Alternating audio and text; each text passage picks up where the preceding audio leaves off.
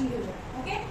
In a particular year if Republic Day falls on Sunday, on what day will Maharashtra day fall in the same year. ठीक आहे. And अजून it as a non leap year. आता मला सांगा Republic day कधी येतो? 26 जानेवारी. बरोबर, 26 जानेवारी. आणि महाराष्ट्र डे कधी येतो? 1 मे.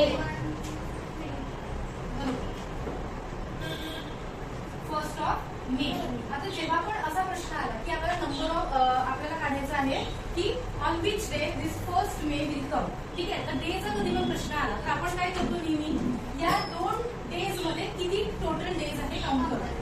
ठीक आहे. मग काउंट करताना एक गोष्ट नेहमी लक्षात ठेवायची, फर्स्ट जो डे आहे तो एक्सक्लूड करायचा, तो इन्क्लूड करायचा नाही. म्हणजे 26 जॉन आपण घेणार नाही. बरोबर. मग 26 नंतर आता जानेवारी टू मे मध्ये मंथ्स पण आहेत, फेब्रुवारी आहे, मार्च आणि एप्रिल आणि मग मे येतो. मग आपल्याला एवढ्या सगळ्या मंथचे डेज कॅल्क्युलेट करावे लागणार आहेत. मग आता सगळ्यात पहिले जानेवारीचे किती डेज आहेत बघूया. 26 जान सोडून द्या. 26 जान नंतर जानेवारीचे किती डेज राहिले? 5.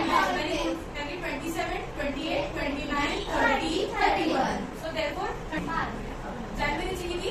5 डेज. ठीक आहे. देन फेब्रुवारी हा नॉन लीप इयर आहे. नॉन लीप इयर असल्यामुळे किती डेज असतात? 28 डेज. 28 डेज. ठीक आहे.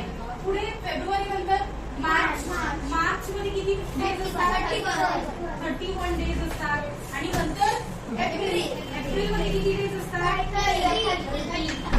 30 डेज असतात. बरोबर. आता 30 डेज नंतर चालू होतो मे. मेचा किती विचारलाय? 1 मे. मग तो पण इन्क्लूड करायचा. ओके. सो मेचा फक्त 1 डे आहे. आता एवढ्या सगळ्या डेजची काय करायची? ऍडिशन करूया. सांगा किती? 95. Very good.